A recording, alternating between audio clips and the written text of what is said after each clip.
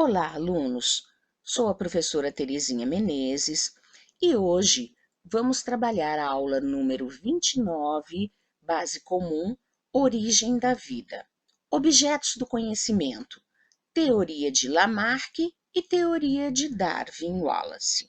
Teorias evolucionistas, alunos, Lamarck e Darwin. Este conteúdo encontra-se no livro do Amabis e Marto, Biologia em Contexto, volume único, da editora Moderna. Alunos, por que existem tantas espécies diferentes? Olhem que lindo este slide, não é mesmo? Por que existem tantos tipos de aves diferentes? Por que existem milhares de espécies de insetos? Há uma adaptação entre os seres vivos e o meio em que vivem. A origem dessa adaptação, alunos, sempre foi discutida e várias ideias surgiram para explicar isso. Até o início da primeira metade do século XIX, alunos, a maioria dos naturalistas europeus adotava o fixismo.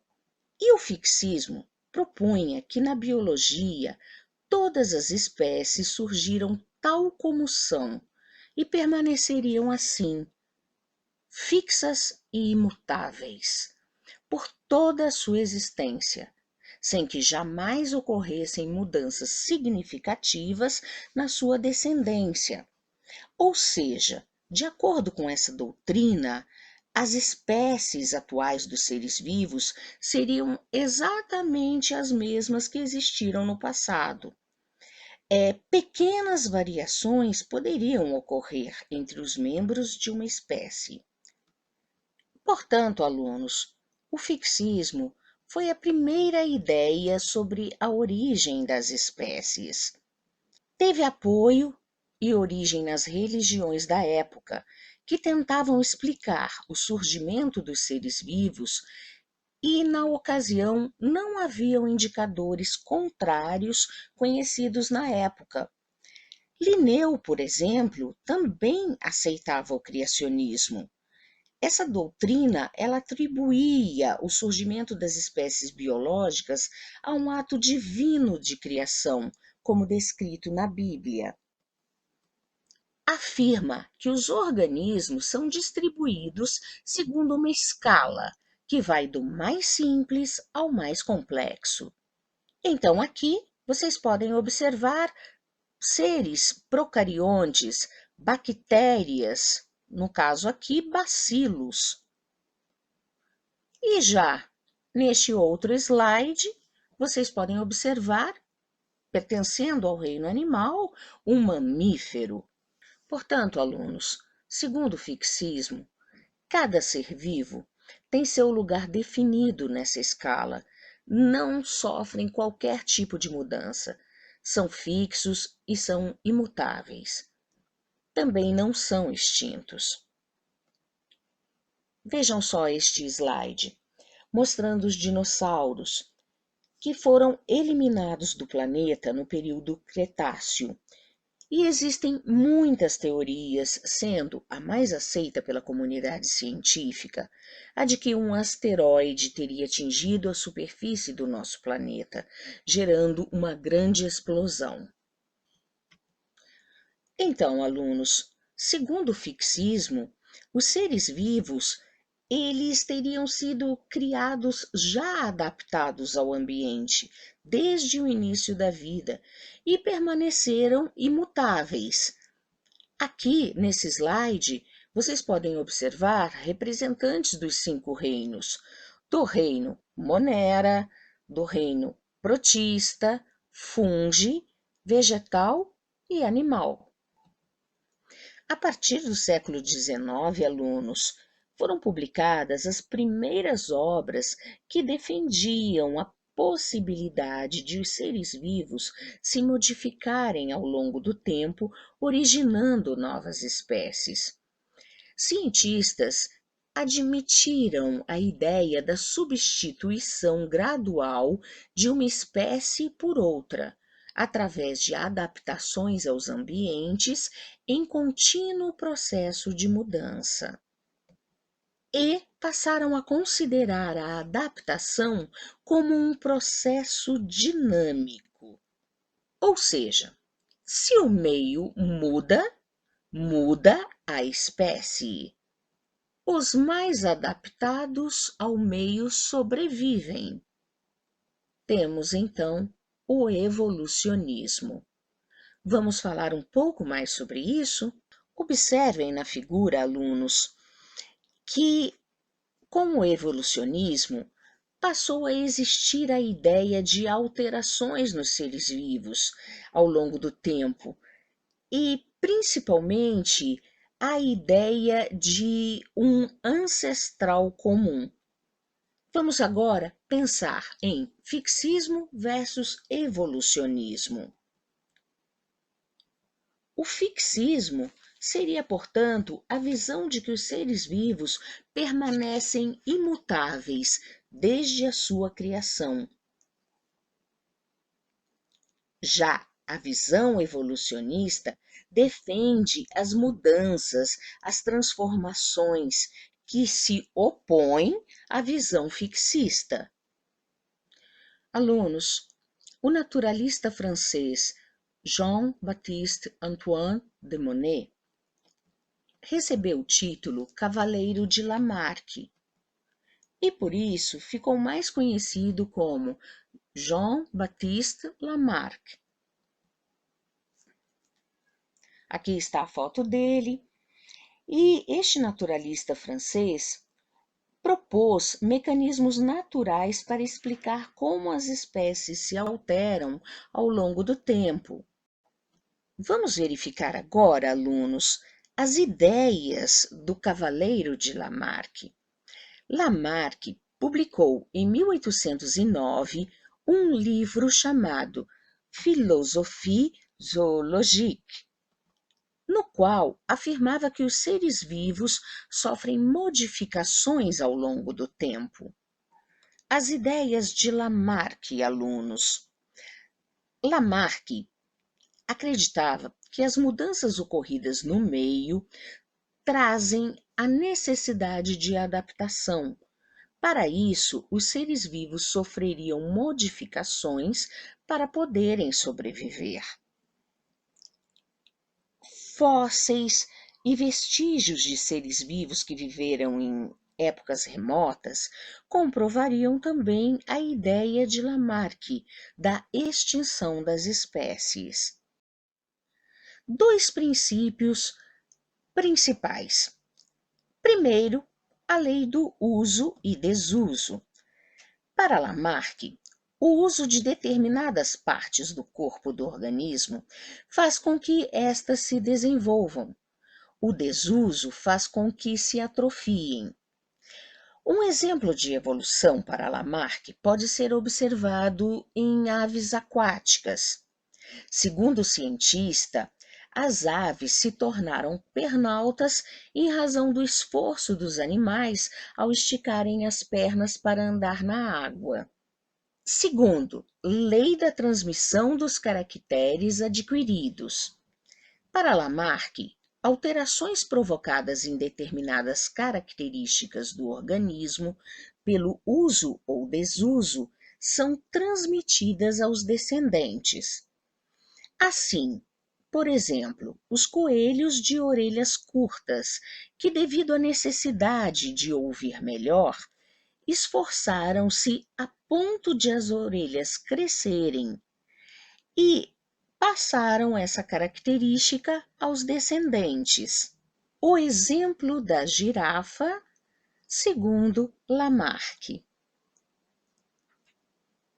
Alunos, segundo a interpretação de Lamarck, há milhares de anos, as girafas viviam em uma área de solo seco, com pouco alimento disponível. Teriam como alimento folhas de árvores de grande porte. Assim, o pescoço das girafas teria crescido devido ao esforço para alcançar as folhas das árvores. Vejam só, alunos, O pescoço comprido das girafas, na visão lamarckista, teria então essas etapas. Existiam girafas com pescoço curto há milhares de anos. Ocorreu uma alteração ambiental, o que provocou a diminuição da vegetação rasteira. O esforço de esticar o pescoço para alcançar os brotos das árvores levou ao desenvolvimento do pescoço das girafas. E os descendentes apresentaram, portanto, pescoço longo. Mudanças ambientais, alunos, levaram a uma necessidade de adaptação e a modificações nos indivíduos, segundo a evolução por Lamarck. O meio provoca mudanças dirigidas nos indivíduos, visando a adaptação. Problemas que encontramos nas propostas de Lamarck. Vejam só, em relação à lei do uso e desuso. Acerto. Lamarck desenvolveu o conceito de adaptação dos indivíduos ao meio, ou seja, o indivíduo se adapta ao meio.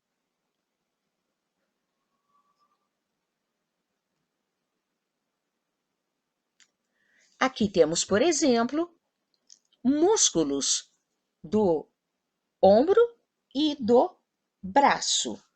Então, vejam só, aqui o músculo deltoide. Vejam, o músculo deltoide ativo, ele é bem maior do que um músculo deltoide inativo. Mas Lamarck também cometeu erros. Nem sempre, quanto mais se usa um órgão, mais ele se desenvolve. Por exemplo, temos aqui, vamos localizar, acompanhem no laser, o fígado e aqui indicando, né, a vesícula biliar. Vejam só, uma pessoa que consome muita bebida alcoólica. O fígado, naturalmente, irá trabalhar e muito na desintoxicação do organismo. Com o passar do tempo, este fígado poderá desenvolver cirrose, né? Então, cirrose hepática. Então, nem sempre, quanto mais se usa um órgão, mais ele se desenvolve. Na lei da transmissão dos caracteres adquiridos, erro de Lamarck. Voltando ao exemplo aqui da musculatura e pegando o músculo deltoide, ativo, inativo. Características adquiridas não são hereditárias. Agora, alunos, vamos estudar o experimento de August Weismann, um biólogo alemão que cortou a cauda de camundongos por mais de 100 gerações. Observem a experiência do cientista alemão. Vejam só, ele cortava a cauda dos camundongos. Macho, fêmea, cruzamento, filhote nascia com cauda. Cortava a cauda dos camundongos. Macho, fêmea, filhotes nasciam com cauda. Isso após 20 gerações. Então, o que ele observou? Que as novas ninhadas continuavam a apresentar cauda e chegou à seguinte conclusão: os caracteres adquiridos do meio ambiente não são transmitidos aos seus descendentes.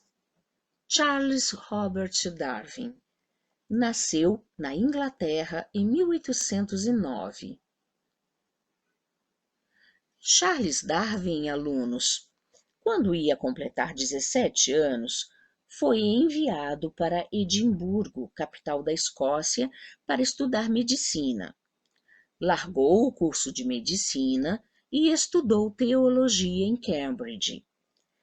Tanto em Edimburgo quanto em Cambridge, Darwin entrou em contato com grandes naturalistas da época, com os quais discutia botânica, zoologia, geologia e também as ideias de Lamarck. Ao terminar os seus estudos, Darwin foi admitido no navio Beagle, inicialmente como acompanhante do capitão Robert, mas mais tarde assumiu o posto de naturalista da expedição. A viagem de Darwin, alunos, teve início em 1831 e foi concluída somente em 1836. Darwin partiu da Inglaterra em 27 de dezembro de 1831 como acompanhante do capitão e seguiu, chegando em 1832 em Santiago, Cabo Verde. A aridez da região, o aspecto vulcânico da ilha muito o surpreenderam. Prosseguindo a viagem, chegou a Salvador. Foi o seu primeiro contato com a floresta tropical, onde ficou encantado com a exuberância e com a diversidade dos trópicos. A seguir, o Beagle aporta no Rio de Janeiro e permaneceu ali por aproximadamente 3 meses. Darwin aproveitou a oportunidade e coletou uma grande variedade de insetos e de plantas. Prosseguindo a viagem, né, Argentina, Darwin chegou, né, ao longo da costa da Patagônia, fez importantes coletas de fósseis, entre os quais o resto de uma preguiça gigante. Em dezembro de 1832, o Beagle chega à Terra do Fogo. Darwin entra em contato com populações e fica perplexo, digamos assim, com o estado primitivo daquele povo. Essas impressões, posteriormente, influenciaram Darwin no seu trabalho sobre a origem da espécie humana. Em 1834, já no Chile, Darwin fez importantes observações sobre a geologia local. Segue, né, Santiago, Valparaíso, até que em 1835 o Beagle chega ao arquipélago de Galápagos, onde Darwin observa diferenças entre as tartarugas de cada ilha, observa diferenças entre os pássaros de cada ilha e coletou, vários exemplares de aves. Nas Ilhas Galápagos, Darwin observou a fauna e flora semelhantes nas ilhas e diferentes no continente. Darwin constatou a variabilidade entre os indivíduos. Olhem só, alunos, a diferença de um corvo marinho do continente para um corvo marinho de Galápagos. Herbívoros, no caso aqui, a iguana, uma iguana do continente e uma iguana de Galápagos. Alunos, Darwin estudou as tartarugas de Galápagos. Observem aqui, por exemplo, Ilha A, ilhas irrigadas com vegetações rasteiras. Ilha B, já eram ilhas áridas e as tartarugas se alimentavam de cactos e folhas de árvores. Então vejam a diferença das tartarugas gigantes de Galápagos. Fantástico, não é? Darwin ficou encantado. Darwin estudou também os tentilhões de Galápagos. Ou seja, vamos analisar agora a árvore filogenética que relaciona 13 espécies de pássaros fringilídeos de Galápagos e uma espécie de pássaro da Ilha dos Cocos, que é uma ilha próxima a Galápagos. Vejam só, as diferentes espécies assemelham-se quanto ao aspecto geral do corpo, mas são muito diferentes quanto à forma do bico. Acompanhem o laser, por favor. Vejam só, este pássaro da Ilha dos Cocos, observem o bico. Comparem com este aqui e com este. Que tal este aqui? Vejam só, essa diferença marcante quanto à forma do bico está refletindo a alimentação. Por quê? Darwin chegou à seguinte conclusão: certos pássaros alimentavam-se exclusivamente de insetos, outros alimentavam-se de cactos, outros ainda de sementes, e o ancestral seria um comedor de sementes do solo. Ou seja, o bico dos pássaros estava totalmente adaptado à sua alimentação. Em relação à viagem de Darwin, saindo de Galápagos, Darwin prosseguiu e seguiu para Nova Zelândia, Austrália, Tasmânia, depois contornou rumo à Inglaterra e passou novamente pelo Brasil. Esta viagem durou 5 anos. Darwin conheceu muitas regiões, coletou espécimes e realizou observações que foram alunos fundamentais para o desenvolvimento do que seria a sua teoria da evolução. Alunos, conclusões da viagem de Darwin. Vejam só, aqui nós temos o esquema de uma árvore ramificada desenhada por Darwin, na qual, acompanhem o laser, por favor, o número 1 seria um ancestral comum de A, de B, de C e de D. Este desenho, alunos, de um dos cadernos de Darwin, ele pertence ao acervo da Universidade de Cambridge. I think, nascimento de uma teoria científica, no caso, a ideia de ancestralidade comum dos seres vivos. Fantástico, não é mesmo? Darwin, alunos, ao embarcar no Beagle, acreditava que as espécies eram imutáveis. Mas vamos lá, vamos observar as conclusões da sua viagem. Meio. Seres se adaptam ao meio. Teoria da seleção natural. Foi a base para a moderna teoria sintética da evolução. E Darwin chegou à conclusão que os seres vivos não são imutáveis. Prosseguindo, alunos, com as conclusões da viagem de Darwin. Ele rascunhou suas ideias em 1844, mas somente em 1859, com 48 anos, foi que decidiu publicar suas ideias, a teoria da seleção natural. E só fez porque Alfred Wallace, que trabalhava no sudeste da Ásia, o provocou. Vejam só, a imagem do livro A Origem das Espécies. Este livro estabeleceu sólidas bases científicas para o pensamento evolucionista. Quem foi Alfred Russel Wallace? Vejam só, este cientista apresentou ideias semelhantes às de Darwin, exceto que não admitiu jamais que se aplicassem ao homem. Wallace enviou carta a Darwin sobre suas ideias, de maneira que resolveram publicar pequenos artigos simultaneamente. Teoria da seleção natural. Alunos, por favor, observem a figura. Aqui temos um predador e uma presa. O predador está em vantagem, correto? Porque consegue visualizar facilmente a sua presa. Pergunto a vocês, se o gafanhoto apresentasse o fenótipo coloração verde, ele estaria em vantagem, não é mesmo? Por quê?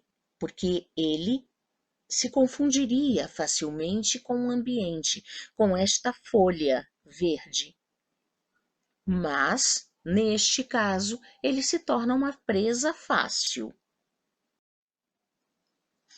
Alunos, vamos agora analisar um outro exemplo relacionado a aves. Percebam que aqui temos organismos de mesma espécie à procura de alimento. Reprodução e cuidado com a prole. Percebam, alunos, que aqui temos 3 filhotes, correto? Sendo que 2 filhotinhos possuem bico mais curto. Um filhotinho apresenta o bico longo, ou seja, ocorreu a variabilidade genética. Esta variabilidade genética, esta diferença entre bicos, irá também permitir uma diferenciação em relação ao tamanho dos alimentos, ao alimento que é procurado. Ao ocorrer migração em outra ilha, o alimento disponível são insetos e o tamanho do bico mais longo, ele facilita a alimentação. Ou seja, na luta pela sobrevivência, a quantidade de recursos necessários, aqui no caso o alimento, permite que esta espécie se alimente, reproduza e as características bico longo são passados à descendência, à prole. Com o passar do tempo, alunos, espécies diferentes acabam sendo formadas. Essa espécie de bico curto e esta outra com o bico mais longo. Alunos, para Darwin, os indivíduos com características vantajosas tendem a sobreviver e se reproduzir, transmitindo suas características aos seus descendentes. Ou seja, para Darwin, o ambiente seleciona os mais bem adaptados. Princípios da seleção natural. Toda população tende a crescer em progressão geométrica.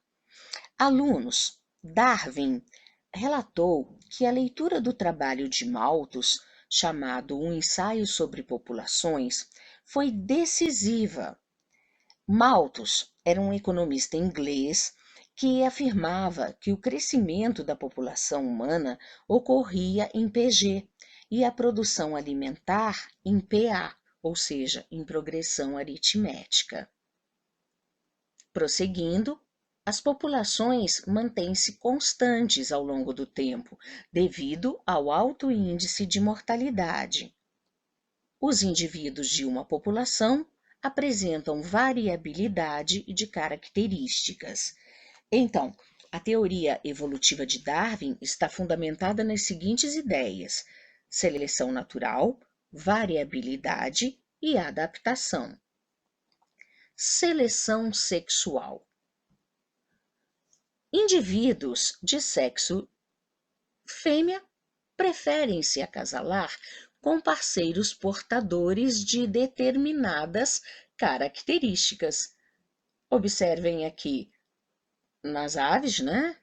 O macho fazendo a corte, ele está se exibindo. Luta pela posse das fêmeas. Então, vemos aqui, né? Mamíferos, machos, lutando pela posse, lutando pelo acasalamento. Ao derrotado, ocorre a redução parcial ou total de sua descendência. O exemplo da girafa, segundo Darwin. Segundo Darwin, alunos, existiam girafas de pescoço curto e girafas de pescoço comprido. Em períodos de seca, as girafas de pescoço comprido teriam maior oportunidade ao pegar as folhas localizadas no topo das árvores, enquanto as girafas de pescoço curto, não conseguindo, morreriam e essa característica desapareceria na população. Então vamos lá. Visão darwinista. Primeiro, girafas com pescoço de vários comprimentos. Segundo, alteração ambiental, diminuição da vegetação rasteira. Número 3, mortalidade das girafas de pescoço curto e sobrevivência das girafas de pescoço longo. Reprodução das girafas de pescoço longo e descendentes com pescoço longo. A evolução de Darwin, alunos, está baseada nas seguintes ideias. Vamos lá, acompanhem, por favor. Variabilidade, ou seja, os indivíduos de uma mesma espécie, eles não são idênticos. Existem diferenças de características entre eles, como, por exemplo, peso, altura, forma dos membros, força muscular e assim por diante. Podem ocorrer mudanças no ambiente. E a seleção de características vantajosas. Ou seja, nem todos os indivíduos de uma espécie vão apresentar características que propiciarão a sua sobrevivência ao meio.